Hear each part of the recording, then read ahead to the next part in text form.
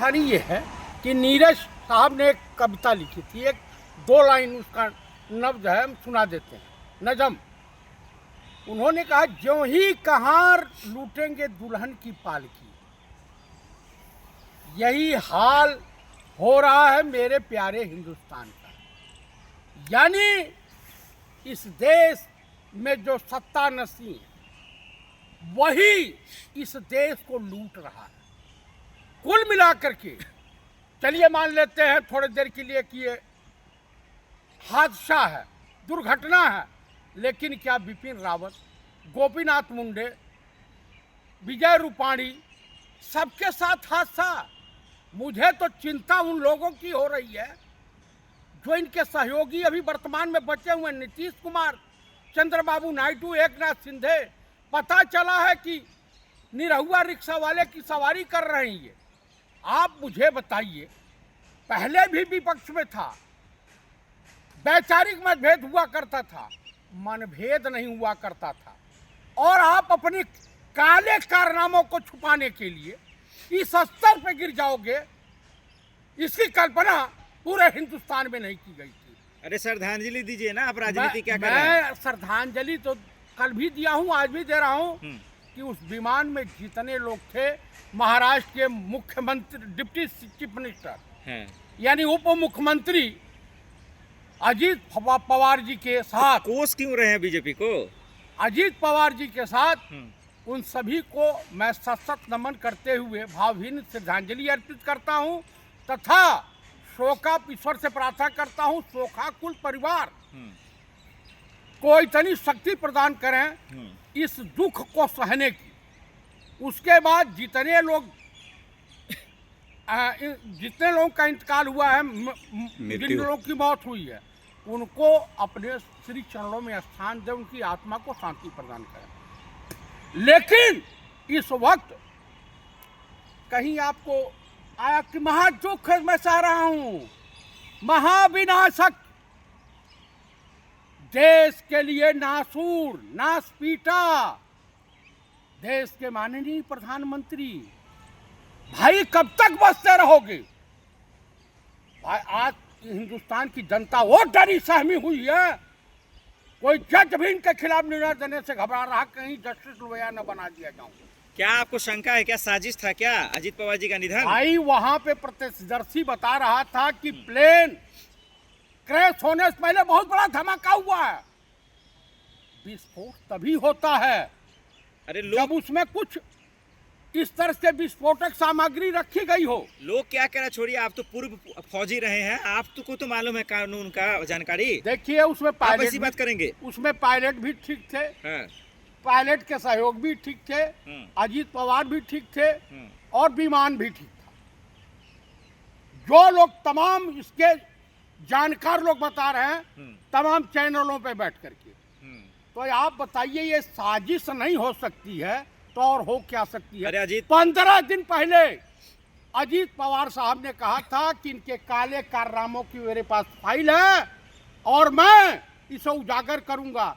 जब वो पीडब्ल्यूडी मंत्री हुआ करते थे, 200 करोड़ का बजट था पीडब्ल्यूडी विभाग का। क्या भरम फैला रहे हैं? मैं नहीं भरम फैला रहा हूँ, ऑन रिकॉर्डेड है, वो फाइल में है। बंद कीजिए तमाशा करना। मैं तमाशा नहीं कर रहा हूँ, जो उस फाइल में है, जो क्षण की खबरें आ रही हैं, वो 310 करोड़ किया गया, 100 करोड़ भाजपा का और 10 करोड़ अधिकारियों का। अजीत पवार पे नहीं आरोप है? मोदी जी ने कहा था ना चिक्की पिसिंग। तो पिसिंग तो कहे अपने पार्टी में लेके मुख्यमंत्री बनाएंगे, डिप्टी सीएम बनाएंगे। आपके वहां जितने लोग आ जाते हैं मजबूत लोग, उससे पहले तो आप आरोप लगा देते हो, विधवा आलाप करते हो छाती पीट करके।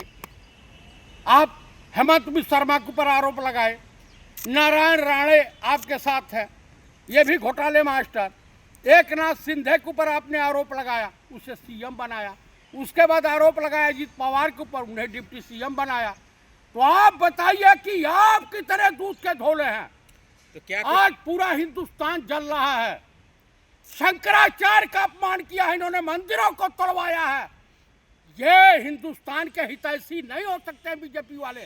और सनातन धर्म के लोग जो हैं, कल तक इनकी दलाली कर रहे थे, इनकी चरण वंदना कर रहे थे, राष्ट्रभक्ति।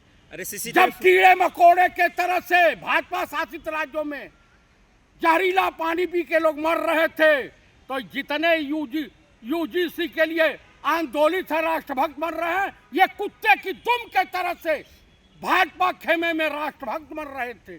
सीसीटीवी फुटेज देखा आपने अजीत पवार जी का, हाँ अजीत पवार प्लेन क्रैश वाला? हाँ हाँ देखा। तो उसमें आपने देखा नहीं कि किस तरीके से प्लेन क्रैश हो रहा है? हाँ धमाका हुआ ऊपर पहले, फिर धमाका, क्या बम की आशंका दे रहे हैं क्या आप? भाई धमाका होने का मतलब क्या है, वैसे अपने आप में फट जाएगा।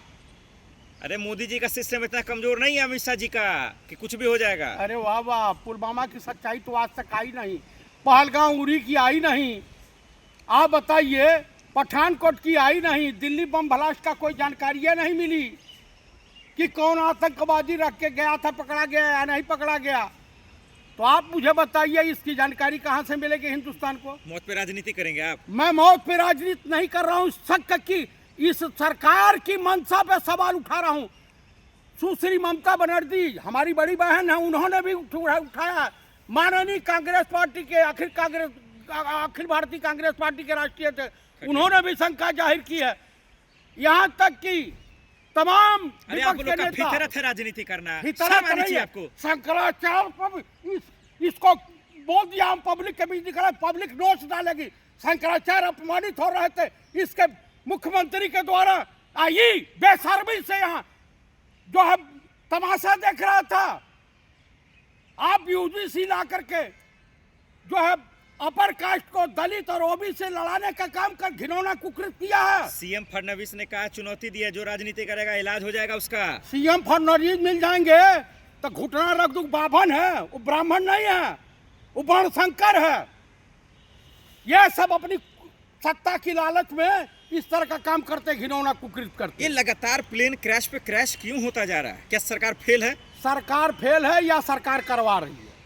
मुझे तो शक है कि गवर्नमेंट की साजिश का हिस्सा जो इनका राज जान गया, कल उगले ना, सरकारी गवाह ना बने, इसलिए उनको उनकी लीला ही समाप्त करा। बीजेपी मरवा रही है लोगों को, और कौन मरवा रहा? कोरोना काल में मारे गए लोग, किसी ने कुछ बोला? नोटबंदी में मारे गए लोग, किसी ने कुछ बोला? आप मुझे बताएं, जहरीला पानी पी करके इंदौर में करीब 24-25 लोग मर गए, इस बेशरम ने कुछ बोला? अरे उद्यान मंत्री तो कह रहे हैं कि सब ठीक है। कौन? यह है ना गद्दार खानदान का ज्योतिरादित्य सिंधिया। मोदी के मंत्री को गद्दार कहेंगे ये आप? इसका परिवार, इसके ब्लड में गद्दारी है, इसके पूर्वज गद्दार थे, इसके ब्लड में गद्दारी है। अब अजीत पवार के पार्टी का क्या होगा, विधायकों का क्या होगा? वो चले जाएंगे शरद पवार जी के साथ। राहुल जी भी गए अभी, क्या कुछ होगा, खेल होगा क्या? भाई देखिए, शरद पवार का पारिवारिक रिश्ता था, हाँ। और आज भी है। राहुल जी को अपना भाई आज भी उनकी बेटी मानती है।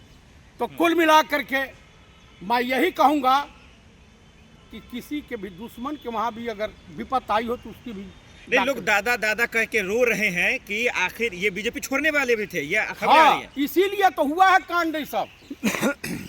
ये क्या बोलते हैं, ये संजय राउत ने बयान दिया था कि अब आ जाएंगे, अपने चाचा के साथ गले मिल जाएंगे, हम लोग साथ रहेंगे। क्या खतरे में महाराष्ट्र की सरकार? महाराष्ट्र की सरकार, एकनाथ शिंदे अगर अपनी जान बचाना चाहते हो तो भाग चलो। हाँ, एकनाथ शिंदे भी निकल आशंका जताई, रो रहे थे वो। रोएंगे नहीं कि उनके साथ ऐसा मजबूत आदमी के साथ, तो मैं तो दलित हूँ, मेरे साथ क्या हाल होगा? क्या मोदी शाह जी फंस गए पूरी तरह से इस बार? पूरी तरीके से फंस गए हैं। सत्ता चेंज हुई तो ये दोनों जेल जाएंगे। नीतीश बाबू, चंद्रबाबू जी का आंखों नहीं खुल रहा है अब। ये दोनों की खुल चुकी है। अब ये पहल कौन करे पहले, अब बारिश की है, हालांकि दोनों घोटालेबाज हैं। चलिए, पूर्व फौजी रहे, आप क्या कहेंगे प्लेन क्रैश को, अजीत पवार के निधन को देखते हुए? बहुत देश में हंगामा हो रहा है। भाई मैं विपक्षी नेताओं से यही गुजारिश करूंगा कि अपने संसाधनों से यात्रा करें और सावधानी, रात में बिल्कुल यात्रा न करें और सुरक्षा के दायरे में रहे। ये हत्यारों और गोधरा के नरहंताओं की सरकार है। सरकार निकम्मी हो गई है। हाँ, निकम्मी हो गई है सरकार। ये सरकार निठल्ली, निकम्मी और देश के साथ विश्वासघाती सरकार साबित हो। अजीत पवार के निधन का जिम्मेदार कौन है, असली जिम्मेदार कौन है? महाराष्ट्र सरकार और भारत सरकार।